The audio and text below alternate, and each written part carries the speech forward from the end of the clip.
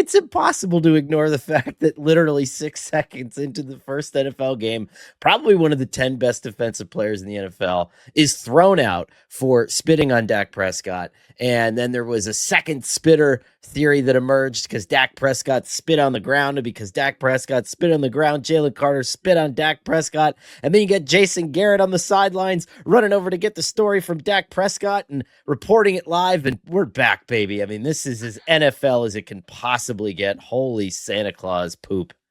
I mean, I mentioned on social media that, like, remember why, like, Jalen Carter fell to the 9th pick? And there were obviously a couple reasons for it, but this, I think, if we want to talk about this from a big picture perspective, I mean, this is why there are internal questions with the Eagles about whether or not you pay him after this year. And they've traditionally paid their stars very early, right? Like, I don't know, like, the part that no one's really talking about, or at least I haven't seen people talking about, is like, what was Jalen Carter doing there, just hovering over the Cowboys huddle? Right.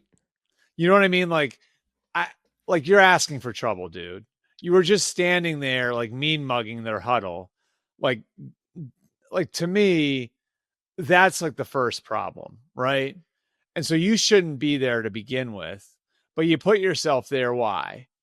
To try to intimidate somebody or whatever.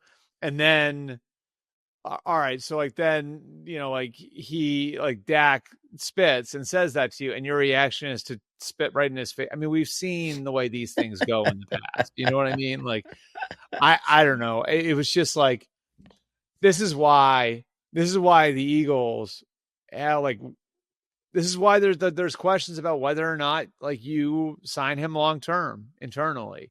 When he's as great a player as he is, this is why he fell to 9th in the draft. This is why he's been a little bit difficult to manage his first couple of years in the league. And this is why, when it comes down to it, like, that decision of whether or not to sign him isn't cut and dry. And look, I understand fans' perspective. Fans don't care about this stuff, right? Fans just want the great player on their team. And they'll just stick their fingers in their ear and go, la, la, la, la, la, la, la, la, while you tell them, like, no, this great player was available to you for reasons X, Y, and Z.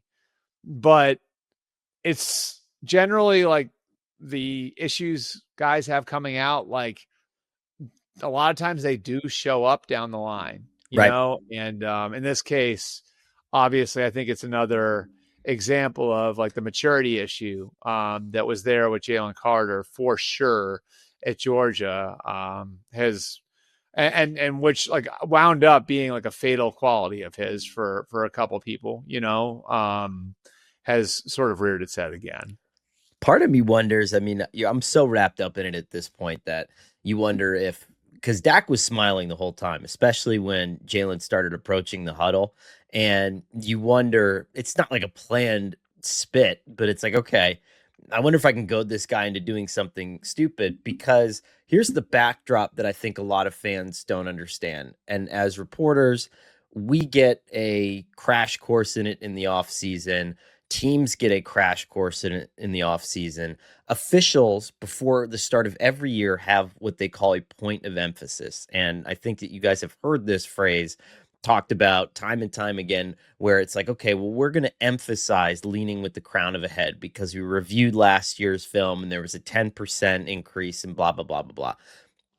This year, the NFL, statistically, I think it was like 130% rise in what they deemed obscene gestures, a 50% rise, I think, in what they deemed unsportsmanlike conduct, plus the fact that this is a spaceship that's taking off in untold territories. This is a very politically powerful NFL at this point. It's a very globally powerful entity. And so what they're trying to do is they're trying to cement themselves into this space where it's totally family friendly all the time. This is not the jacked up era. This is something that you can watch with your 3 and your 4 and your 5-year-old and feel totally good about. There's no more offensive, obscene gestures, and they're working hard to clean that up in the background and sort of distance themselves from their past.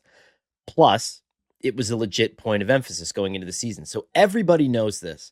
Jalen Carter theoretically knows this, there was somebody in a referee suit who told him about this. One of his coaches, I'm guessing, told him to not do anything stupid For like the this. video, did you see the video? Yeah, there's a video that again that explains their point.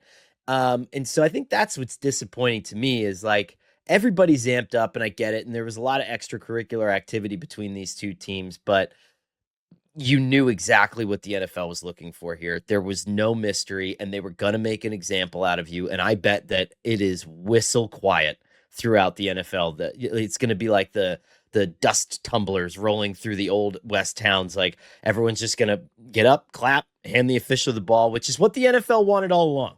Right? There's that red meat section of the fan base that hates the fact that people celebrate after every first down and do all that stuff, and the NFL's getting what they want.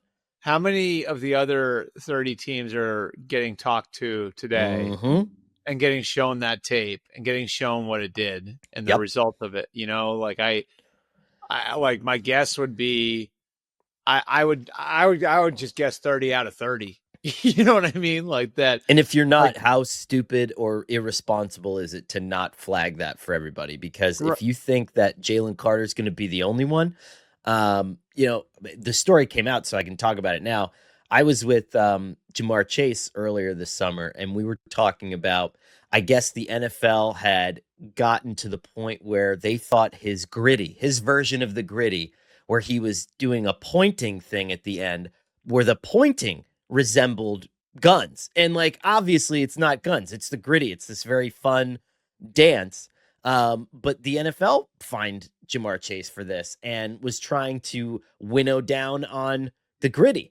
And if that's under fire, I mean, this is a dance that they advertise on their social channels and use to create content. If that's under fire, any sort of minute gesture that looks ridiculous in any way, shape, or form off is going to get flagged. It's going to get penalized. And like, my God, like it's so crazy how quickly we got here, but we're here.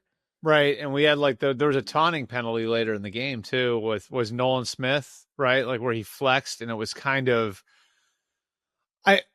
I understand. The officials came under a lot of criticism for this.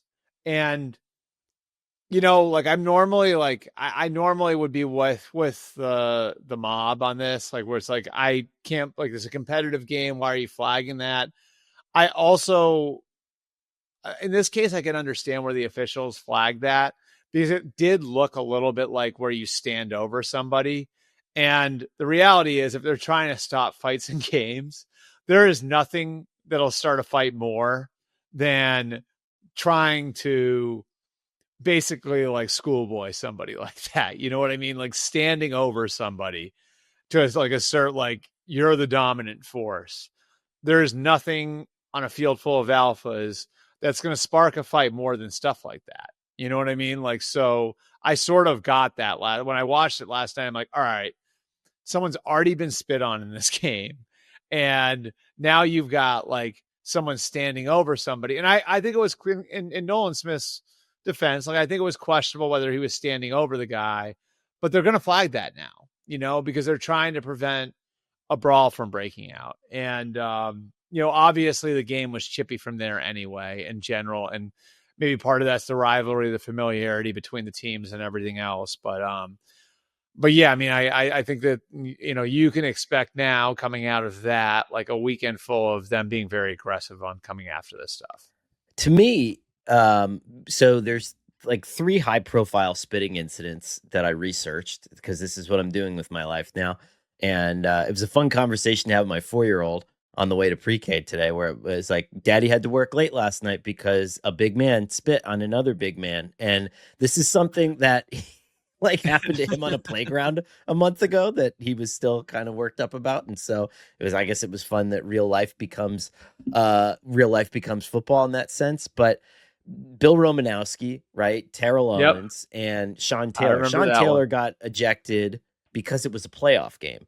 Right. Terrell Owens and Bill Romanowski didn't get ejected. Now, there were other... because it was the 90s. Because it was the 90s, and because there wasn't as many cameras on it. And I got a lot of pushback from my take last night, which is that this is an example of the NFL trying to clean up what is inherently a dirty game, right? When you're in a pile, dude's junk is going to get grabbed. When you know that a guy's an ankle injury, it's going to get twisted. When you're grappling with somebody, you're going to stick your fingers in their face mask. Like that's been happening since the Forever. beginning of time and will continue to happen. But as the NFL progresses towards this like Apple level monolith status, they're trying to clean it up. They're trying to make it into the game that like your like adjacent football elderly 70-year-old man who's like, I don't like it when they do this, is going to be completely and totally acceptable to him. And I think that that's a big part of this. Well, the moms too, right? And the moms for sure.